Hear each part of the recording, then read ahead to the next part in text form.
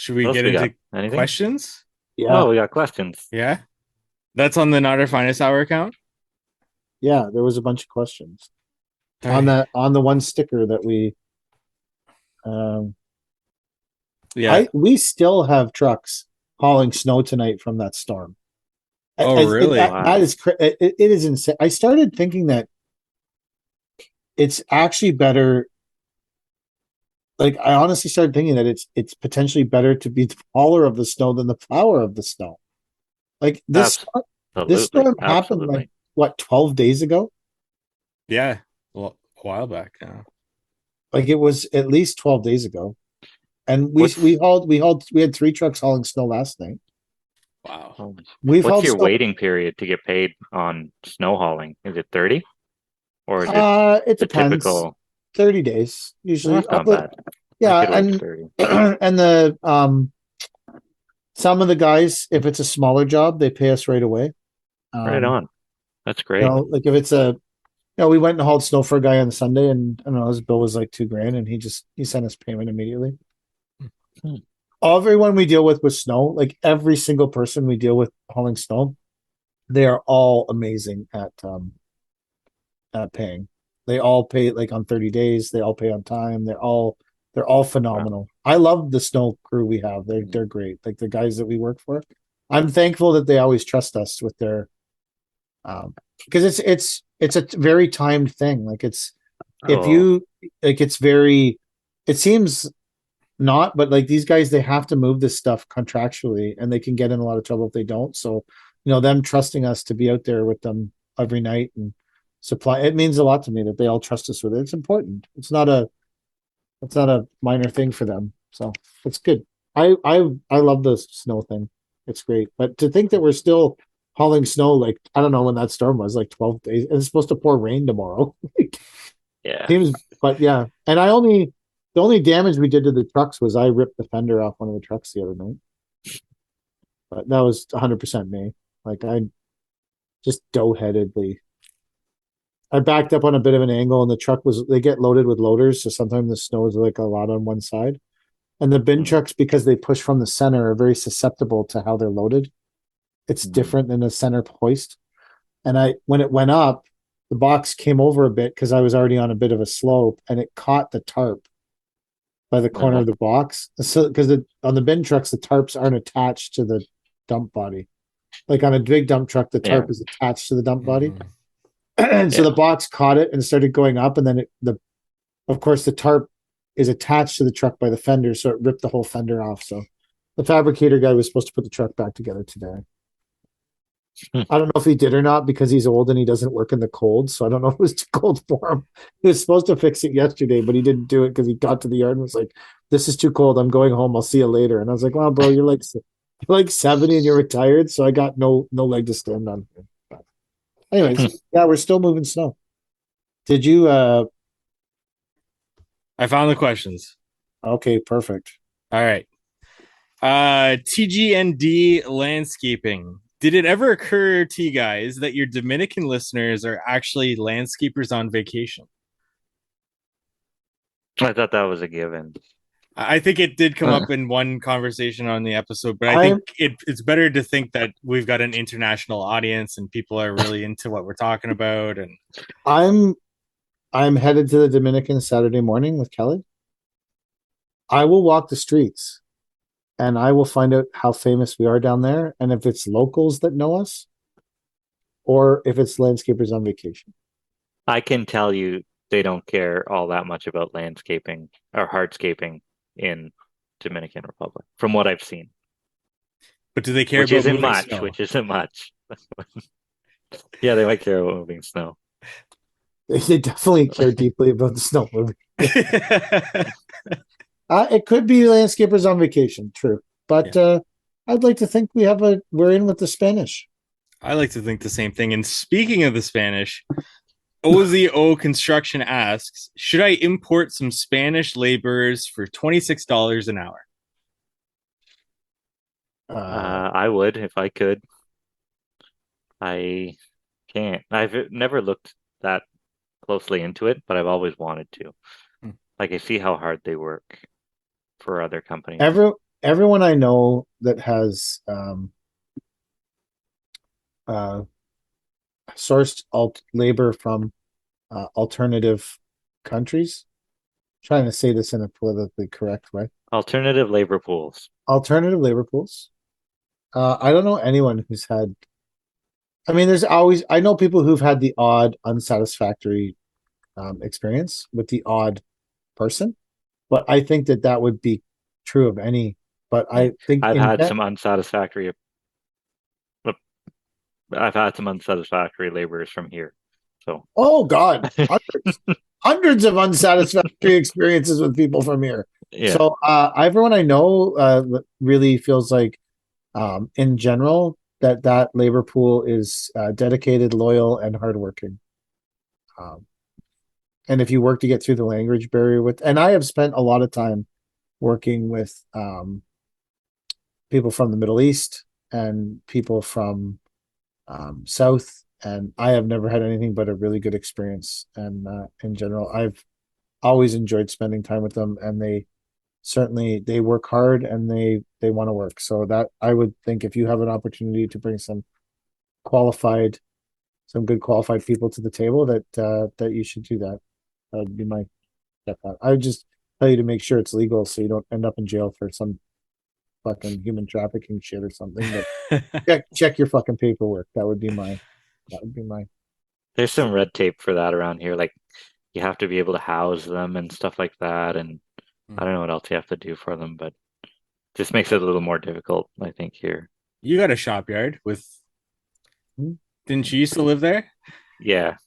Yeah. They're probably better off where they came from than living at that shop. We were talking about putting up a bunch of tiny houses. Yeah. Yes. Yeah. I would love to You could have your own commune set up there. a community. Yeah. I would just, yeah, we put a little lake and then the tiny homes This and The this is everybody pub. would get along. It would be incredible, right? this Just conversation's like every day at work, it would be incredible. I can only imagine mixing you my guys could home life with Could you have a guys could Chinese my work excavator for each life. one of them. could have Taco Tuesday. Yes. Yeah, Yeah, yeah. And they make a mean taco. for Yeah. sure. All right. Couple saw questions. Oh, good. Breezy027. I believe this is Brock. Who makes the ultimate stone saw? Chad, did you ever buy that saw with the two blades on it? No, no, No? Oh. I haven't yet. It's got to be still for sauce. Like Oh yeah, by it's far. just I like my Hilti, to be honest. Have you ever no, had a it's way still? too heavy. I have, yeah. Have you ever owned a still saw? Yes, yes, Have you ever run one? yes. Then you're insane if you think it's a saw that's better than a still saw. No, everyone's likes a different balance, right? Everyone likes Yeah. a different. For me, the ultimate saw, if I was buying like the ultimate saw to do everything with, I would buy a still with a 12. It's a 410, has a 12-inch blade. I think it's called a 410. I know everyone has the TS 420s because they hold Yeah. the 14-inch blades, but the problem with the 14-inch blade is if you're doing real curve cutting, it's really hard to get the blade to bend the way you want because the blade's that 2 inches bigger. And if you have a 12-inch blade, now on the flip side of that, a 12-inch blade won't even cut all the way through like a dimensional block. You got to clean it, right? You got to flip it up and clean it. So, Yeah. you know, there's some hassles with a 12-inch blade, but if you want to do real nice cutting, to me, you want to, like, just as a personal thing, you want to use a 12-inch. I mean, the other problem I have with 14s too is that I'm old, and like we talked about earlier, my hands are super fucked up. Like I have really, really bad carp. Like if I hold a saw for 30 seconds, I'm in searing pain. So I find the torque of a 14-inch blade now to be a bit of a challenge. Like Hmm. being on, like just being on, a 14-inch blade has such a big, like it's like you really gotta, you don't realize till you get older how much pressure you're putting to hold the torque of a 14 straight. Whereas a 12 doesn't have the same kind of. I actually really like the little 9-inch saw, the Milwaukee one that Drake has. That saw is great. There's no torque on it. The saw weighs nothing. But anyways, to me, a 12-inch still is the best saw. The thing that I like about the Hilti is that it's got no choke on it. So you just pull it and it starts and you're good to go. So was the We've used a checking? what? Hmm? Is it fuel injected? I wouldn't even know. Do you There's a put mixed, button. There's a red button you press, and then you pull, and then it starts. but do you put mixed fuel in it? Yeah. Okay. So it's not fuel injected. Okay. We were cutting these monster caps for one of those big like a Ready Rock wall or whatever. They were 6 inch thick, and it was that traffic circle. So obviously we had to miter the caps to go in a circle, and we had the 16-inch still saw, and that thing, like, you touch the trigger and the saw wants to turn sideways on you. Like, Yeah, the he's torque on he's a that must weapon. Like, the so torque on like, that must be yeah, outrageous. we would Like, cut the first 4 inches with the 420, and then we'd switch to the big saw and finish off the cut that way, just because because, you're already trapped in the groove. yeah, you're already trapped in the groove instead Yeah. of trying to score a nice straight line and I then can't work off imagine the that. torque on a 16-inch saw, man. Oh, Yeah, it's big, like, and it's heavy to carry around. Like, you almost have somebody behind you bringing the saw to where you are so that you can pick it up and cut and stuff. Like, it's just the things you do when you miss the spec, right? You fuck up on the spec and all of a sudden you're cutting for an extra day. why did you could have ordered the caps and the? No, you could, like, so with a lot of these big dimensional walls, um they only have one manufacturer, right? Like, everything's spec'd from like MCon or whatever concrete manufacturer, and they already have the plan and all the drawings and stuff like that, and then you just have to put it in. But I thought would at least have a wedge cap, and they didn't have a wedge cap, Oh, okay, I see. so Yeah. we had to make them all on our own. But it went really well until that last cut, whenever I wasn't there, and the 65-year-old man that flipped the excavator fucked up the cut. So there's one little piece that's like 18 inches, and the rest are all nice big Yeah. 48-inch caps. Should have maybe divided the last three. Yeah, So yeah, divided the last four caps to get that 18-inch extra in it, and then yeah, cut them all down to. Yeah, I know what you're saying. yeah. And it That's was like, when you get obsessed with that shit. That's a bitch. yeah, but I mean, it's like, obviously we were low bid, so does it really matter that much? And the rest of the wall looked great, so I mean, we just made it And work and you're stuff, the right? But only other people that will ever see yeah, that in history are other landscapers. Do you know how much time as a community we spend doing things that only other landscapers will notice? And no other landscapers are ever going in the fucking backyard that you're working in. But you will yeah, spend an hour doing something, some item like evening out all those caps, just in case another landscaper went there and they can't be like, hey, that guy fucked that shit up. yeah. Like it Oh just yeah. as a community we spent. So what's your ultimate saw, Mike? The Hilti? I like the Hilti. I don't get me wrong, it's still's fine, but yeah, I like my Hilti. And It's a what's it 14 inch. what's it called? The Hilti what? Oh, I don't know, like DX 700 or something like that. Nice. Like Yeah. that. DX. Like straight out of wrestling. Oh yeah. DX. Degeneration, whatever. Anyways. Okay. Moving on to the next question before we delve Next into question. some old WWF shit. Like Next question related to that one, and from Breezy027 once again, who makes the best blade? wow. Stay tuned to find out. Stay tuned to find out. Uh, I don't know where they are. Oh, they're there. Hold on a second. I have them. PK has his favorite blade. I don't have a favorite blade. I don't really care, I guess, so much. Chad, do you have a favorite blade? the one that's available at the retailer. Yeah. Like, whatever one I said, give me a good blade, and they're like, this one's good, and they hand it to me, and I'm like, $300. Is it the same So reaction every time? But straight up legit, these are the best blades I've ever used. So I've been wanting to try one of those. I don't have a favorite blade, but I want to. I've heard good things. These blades, first of all, I like anything that has the power of more than one X. When you combine the power of two X's with anything, gotta love it immediately. I think that it makes anything better to have X's on it. So these Shocks blades from Blades Direct are the best blades I've ever used. They make the cleanest. They are amazing. I do love them, and I use them. We use them on all our saws, and when they custom spell it SHOXX, you know that you're in business. And this blade is actually, something that was sitting around the office. We're always talking about people send me shit that sits around the office. Oh, this blade is one of those items that, yeah. But anyways, I've used them for 3 years now, 4 years maybe. We've had them on our saws. They are great, and they last a long time. I think usually we get a season out of them. Wow. We also don't cut steel and shit with them though, so there's that. What were the favorite blades you guys had? We were saying We were just I don't saying. have a favorite. Yeah, there's whatever one's available at the retailer. Okay. Like we used to always get these blades where the brass rings would pop out of the middle, and you Yeah. couldn't get Yeah. them back in, and then the whole thing is just fucking useless. So you spend 100 and some bucks on a blade, and then it's no good, and it drove me wild.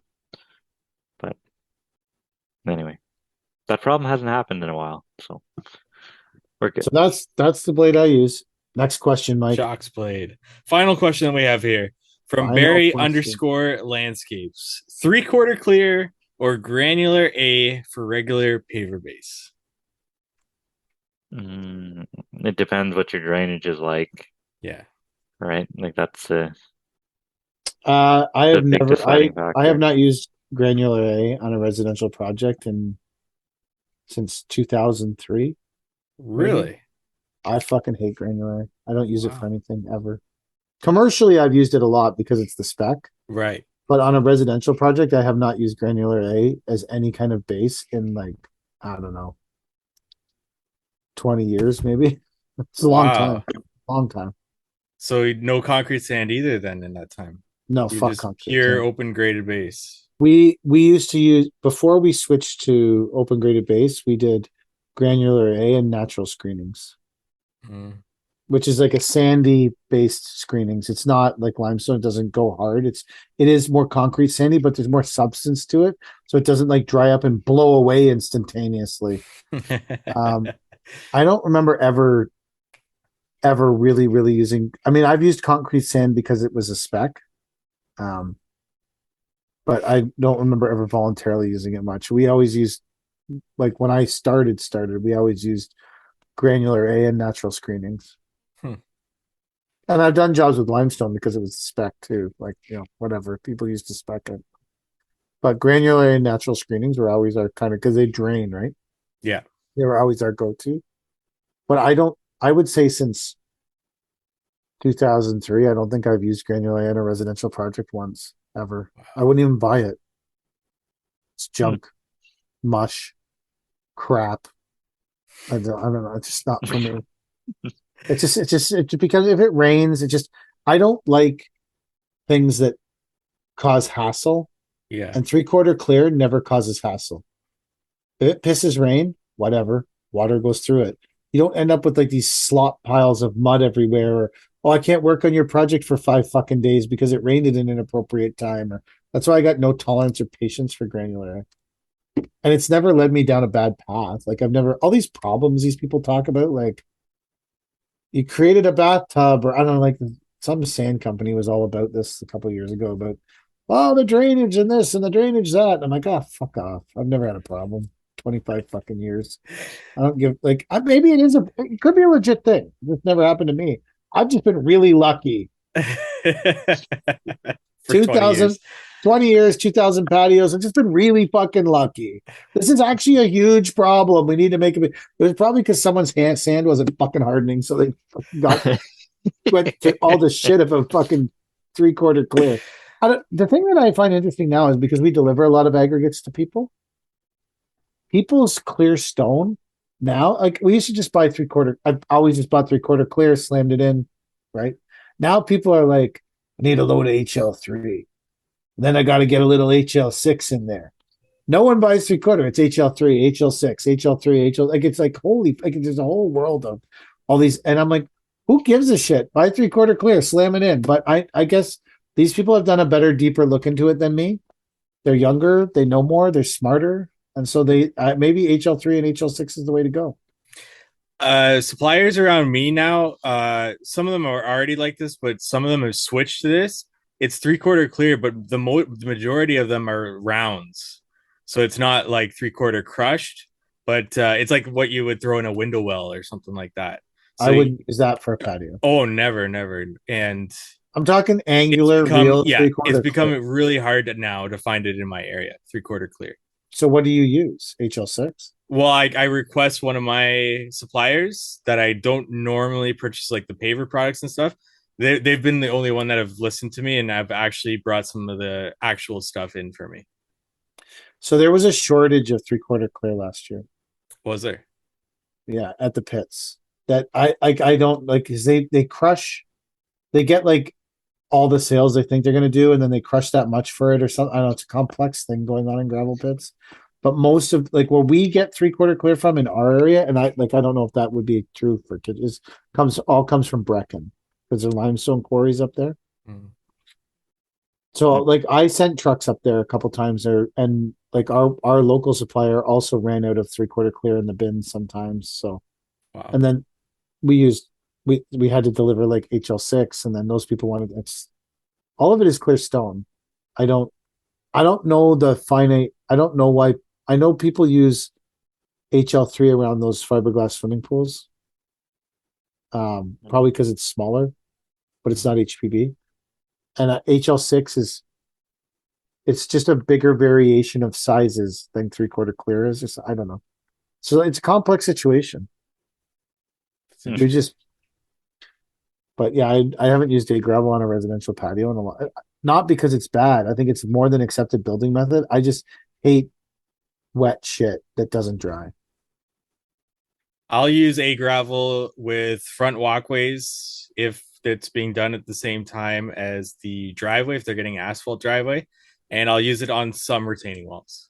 That's the only application for a gravel for me. I have never been asked to use clear or told to use clear anything on a commercial job. Not even, well, I want to say hardly ever, if ever, as backfill. I think there was two walls that they've asked me to put GA behind walls and stuff.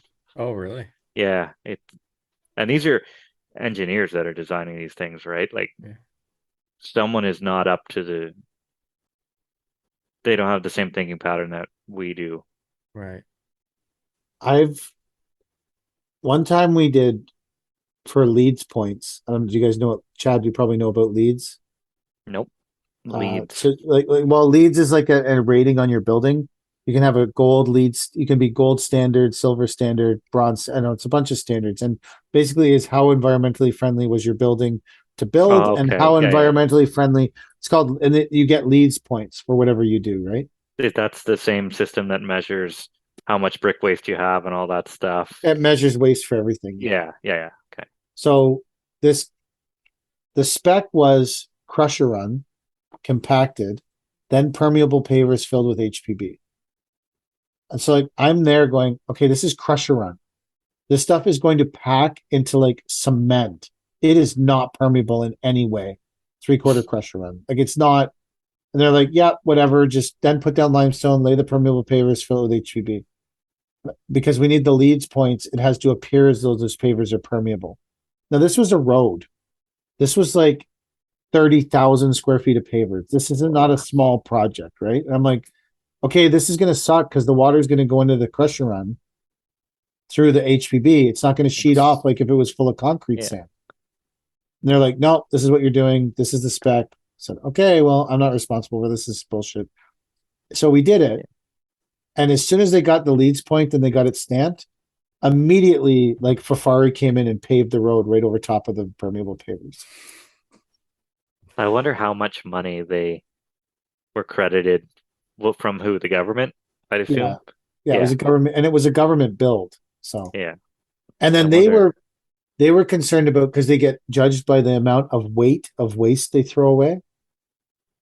So like when we were cutting these pavers in, because it was a road with curbs on both sides, it didn't work out perfectly like they had assumed it will. We were like smuggling the pavers out we would like lay them all the cuts flat in our dump trucks and then put tarps over top of them. So when we were going out, they couldn't see them in the cameras at the water treat. Like it was fucked up, man. Like Oh this yeah, is I've been the there. stupidest environmental idiotic shit. Like just pave the fucking road. That's how it ended up anyway. You wasted so much. I mean, I guess it paid my mortgage, so you can't. Yeah, I can't knock it. But actually, I don't think I had a mortgage then. I think it was when I was like park maybe bench. no, it wasn't quite parking lot. It might have been apartment. I don't think I was quite. Well, maybe Kelly and I were living here. I don't know. Anyways, it was that time in my life. But it's so fucked up. Like they literally just paved Yeah, over top of the pavers.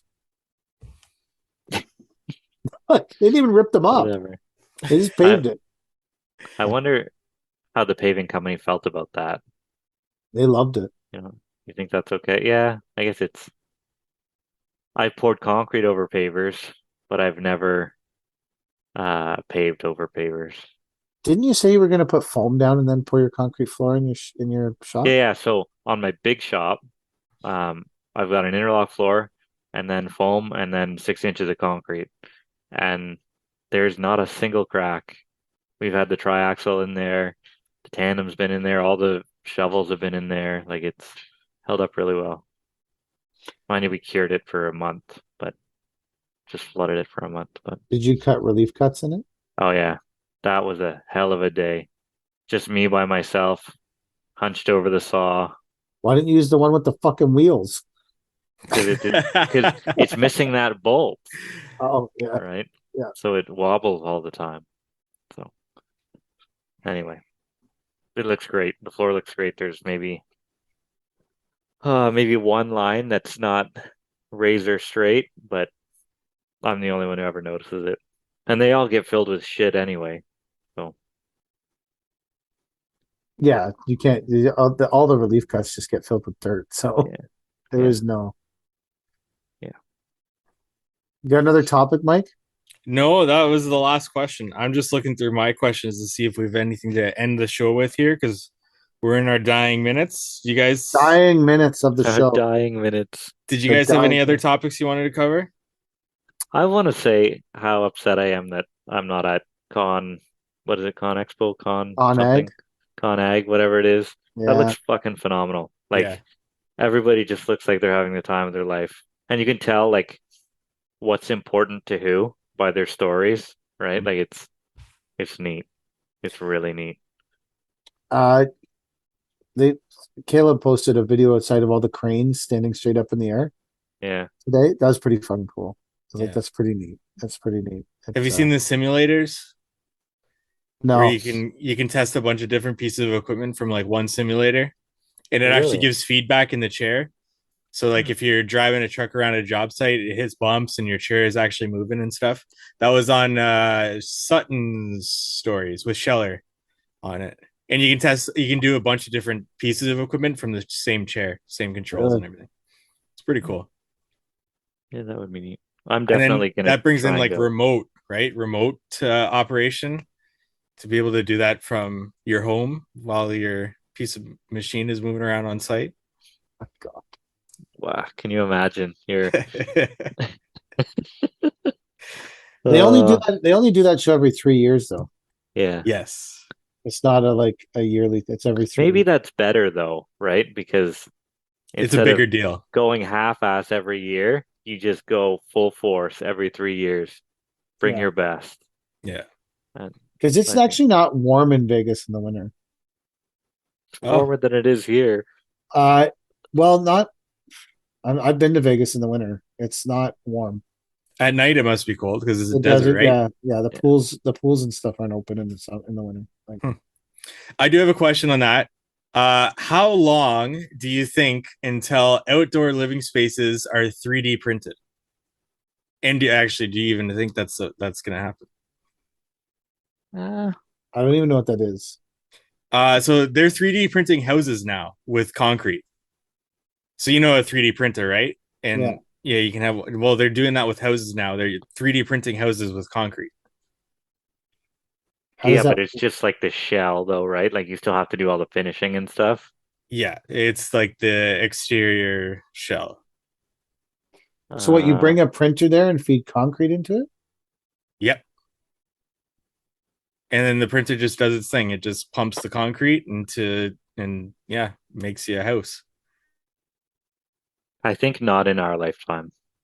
You don't think so in our lifetime? No, It's no. making a house, man. That's way less more complicated than making a Yeah, barbecue.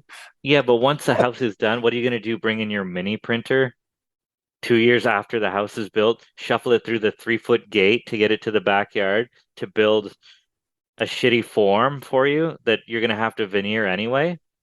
No, you're gonna keep doing it the way you are now until something I think we should get huge a changes. guru on the show. I A feel like it's in guru, our lifetime for sure. a guru with vision will know. Yeah. Like, what's that guru from California? That guy will know. He's the I one don't that know. always talks into the feather. Oh, Uh, He'll know. That motherfucker will know. He's from California. He's got a feather. Um, I could see it happening if it's cheaper. You know, if it's cheaper, I could see it happening. Like if it's more expensive, I don't think it will happen as fast. But if they can get the cost down, then sure. if it's cheaper, that makes a lot of sense. There was so I looked at this bookkeeping AI. AI is going to be like this new word that gets thrown around like NFTs and crypto, but it's AI where it's a bookkeeping system where you put in whatever receipt you have or whatever, and it'll automatically put it into the account or give it the cost code, whatever, based on its learning of your system. But so I inquired about this company, and it's more expensive to go through them than it is just to go through a bookkeeper. But they've got this hmm. buzzword of, oh, but it's AI. It's gonna, take out the manpower, woman power of having to do that yourself. But it's cheaper to just Could hire they? somebody to do Could it. yeah? But could they argue that it takes like it takes the human error out of it? Well, it still has errors because if a receipt that gets scanned that you don't know where, or it doesn't know where to go, where it goes yet, you actually have to have somebody to go in there that's a bookkeeper and be able to categorize it. So they're selling the system as well as the service itself. That's why it's so expensive, because you're still paying a bookkeeper that's their companies, as well as the AI system. Hmm. So, other than the fact that you can tell people you have an AI bookkeeping system, there's no advantage. None. But people are signing up in droves. But people are signing up. They've got millions of dollars in funding. It's just something that didn't make sense, but it just prompted. It came up in my mind because you said it would have to be cheaper, right? 3D printing of an outdoor living space, uh, anything like being automated, it needs to be cheaper before it actually gets Do you think that adoption. you can 3D print like I guess 3D printing the shell of a house is one thing, but 3D printing an outdoor living space, like how are you going to allow for lighting and pergolas and planting and soil and like what part of it are you 3D print? Like you're not 3D printing the soil, the gardens, the plants. Like No, I get what you're saying about 3D printing a house. Like I see how you could 3D print a like in the island, like down south in the Caribbean, all the houses are concrete. I could see how that could 3D print that. Like that, I could understand how it 3D prints an outdoor living space. I think it's actually more complex than a house. Agreed. That's why I say not in our lifetime. I'll Like eat my hat if I'm wrong, and I'll be stoked about it, so but I don't think. even if you look at say like I don't know, I think RC Stone had a video today, or someone, or the lighting people, or some lighting people had a video, or RC Stone had the video of Richard drilling a fucking hole in a paver with a drill press so he could set a light. How are you 3D printing that? Would be my question. And pavers are segmental and all individual. How are you going to 3D print individual? Like I could see you 3D printing a concrete patio. well, that's what it would be. Yeah. Yeah, that would crack or going to crack. There's only two things about it, right? Yeah. It's either cracked or it's going to crack. So I don't. I guess I feel like I could see it in a house. But when they're 3D printing this concrete, like how are they putting the rebar in the house? So it's just modified concrete. I've just seen one video about it, so I'm not no expert on how they do it, but the way Wow, they Mike, you print should have it, brought it up then. the way they print it, you actually see the layers of the printing going up the house. Yeah. Really? Yeah. Huh. I gotta try and find the video and watch it. I'll send it to you because I have it somewhere. I'm interested in it. But I like outdoor living is pretty complex. Like, Yeah, because it's very custom, especially depending on the slopes and well, everything in the backyard. And like RC's been building that display in front of his new shop or whatever like his new place. I don't know if you guys have seen that. He's building that really, like, if you look at the ultra complexity of that, there's a pond, there's astroturf, there's turf work, there's 7 different pavers, there's turf in the, like, he actually took Techo Block Hexa and then put turf as some of them. It looks sick. It's really cool. Oh, I see what you're saying. Yeah, like it looks, but I don't think you can 3D print that. And if you look at that, like, that's a very complex small outdoor living space that he's building as a display, but it's beautiful, it's amazing, and it's just, I don't see how you 3D print a pond. I guess you could if it was all concrete and it was just like one waterfall flowing into another, but I don't like, I don't know, like, it's a lot of concrete. Yeah. Can they 3D print a lion out in front of people's house? You know, those big lion statues? Oh, yeah. The people I've been who asked have to relocate lions. people who have the big lions would probably love a 3D printed backyard. Doesn't that mean something? Isn't that for like, is that a swinger thing or something? The lion. An upside down pineapple. Or doesn't it? No, your house is paid for, so you put the lions after your house is paid for. Yes, that's a thing. I agree with Is you. it really? I've heard that's a thing. Yeah, I've heard that's a thing. Yeah. When you own the house outright, you're allowed to put the lions out front. I have heard that. Yes. Wow. That's cool. I don't know if it's true, but I'm gonna do that if I ever. Well, when we pay off, like, we paid $225,000 for the blue triaxle. So when we pay it off, I'm gonna put a lion on the box. Put some big lions on it somehow. Like, it's paid off. It's like a fucking house. We live in this bitch. So I just Googled it.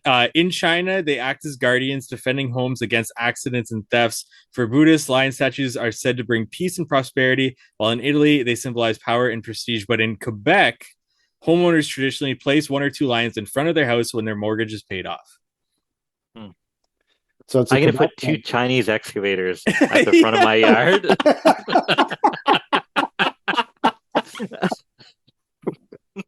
That's awesome. Chinese excavators. Do you? So of the 3 of us, I'm the only one that's actually been near the Chinese excavator. I honestly feel like they're pretty good quality. I really do. Like, I am beyond impressed with the Chinese excavators compared to where my expectations were when you bought them, right? Compared to what showed up. I'm really impressed. I think that the gas motor is a really smart thing because it's easy to replace. The parts are easy to get. It's not an off-brand diesel motor that's harder to make. Like, I think the gas motor is smart for the size of the excavator. I think there's a lot of smart decisions with them. But the fact that they're not branded in any way, I think, is actually deterring from people buying them. I think if they were as a brand, like right now, they're just referred to as little Chinese excavators, and that's what I have them listed at. Chinese excavator. Do you like? I just, if we were referring to anything, and by where it was made, like that we buy on a regular basis, like those Quebec pavers, or I just think it takes away from the brand. Like, if those excavators had like Sany is a Chinese excavator brand, right? Is that where Sany's come from? I don't know. Might Google it. Yeah. I feel like they make it sound like they're Chinese for sure. I think Sany's are Chinese. I don't know. So don't send 5,000. Somebody told me that they were assembled in America. Somebody told me they're actually a lot of very American, but Changsha Hunan. Yeah, it's China. What? They're China? Yeah. Well, the Chinese parts could come like Honda, like the Alliston plant and Honda doesn't make any parts. They just assemble the parts from Japan. right? So maybe the Sannys come over here and they're assembled in a Sanny North America factory, but the parts just come from China. I don't know. It's the third largest heavy equipment manufacturer in the world, and it's from China. Stanny is? Yeah. Yeah. Wow. I didn't know they were that big. I've only recently seen them. I mean, I've only seen them come up in the last 2 years, maybe. But I think they're Before pretty that, I'd common. never heard of it. I think they're pretty common in Asia. They were only Yeah, I'm founded sure. in 1989. Holy cow. So if those Chinese excavators that you have, Chad, were branded, called anything, Chads. If they were just called Chads and they were all had the same lion on them because they're paid for, because they're so but I think that it, like, if you took the, like, Bobcats are made in Wisconsin or something, Yeah. I think they're made there. If you just referred to every single Bobcat piece of equipment as that Wisconsin stuff, made in Wisconsin, made in Wisconsin, like, it doesn't, I don't think it matters where it's made. I think that it just devalues what they are. If you were like the Wisconsin, hey, I got a couple Wisconsin excavators for sale over here. I think that giving them a name, if someone named them, they would probably derive more value from them. Like, even to say that they have a Briggs, it's not just a gas motor, it's a Briggs and Stratton gas motor. Yeah. That makes a difference, right? You're saying that sure. Chad needs to brand these. He needs to start his own equipment company and brand these white label excavators. So I don't know if this has happened to you guys on Instagram, but lately, every third post on my Instagram is someone trying to hawk their rental equipment company software. And they're like, is your rental company in total disarray? Buy our software. And I'm like, I don't think that is that many people starting rental companies. Should Chad start a rental company with his, like, excavators? Like, I'm watching this going, is there that many people that own rental companies that you need to mass advertise on fucking Instagram? Like, is there I've never seen these ads. Me neither. But then a couple guys in our area have bought 3 or 4 pieces of equipment and they started renting it out during the pandemic. So I'm like, maybe this is the new thing. Like, can someone guru this shit for me so I can understand what's going on? Maybe that guy has a university for it. I don't know. I got it. I'm gonna brand these Chinese excavators as lion excavators. Exactly. So we'll have the picture of the lion, but the name on the boom is LYIN. And I'm lying about how great they are. I think you should start a demand for them and say, I only have one with a cup holder. So get here first. Yeah. Get the one with the cup holder. Is the one with the cup holder the same one that has the diamond floor? Yes. So that's the premium. I think they both actually might have a diamond floor. But one of them is wrapped in plastic. Like, they're both You can take the plastic off. It's probably blowing halfway across the yard now. And No, they did a great job wrapping them, man. No. Yeah. That's a closed cab machine. They paid the $5 plastic usage fee. I just think if they had a brand, people would like them more. Yeah. Some guys have asked about them and I just send them a link, like a YouTube link on reviews and stuff. And honestly, all the reviews are pretty good. Like, they're like, for what they are, like, they'll dig. I think if Mike paired one of those with his mud mixer, he's in heaven. Why pair it with a mud mixer? He's gonna get in trouble for owning too much. Oh yeah, for owning too much. Klaus is gonna personally call him. Klaus, like, Mike, we talked about this. I think Klaus is okay if I buy from China. Oh, is he? Maybe. Okay? I don't know. You own nothing. And all right, is that good? We're done for tonight. Yeah, we got 2 episodes here. I feel like we're going down. We're going down. All right, this is the end of the episode. But Chad still has 2 Chinese excavators for sale. So 11.5, contact him immediately. Even if they're sold and this is 2 years later, you're listening to this podcast, contact Chad about these Chinese excavators. Are you ending it?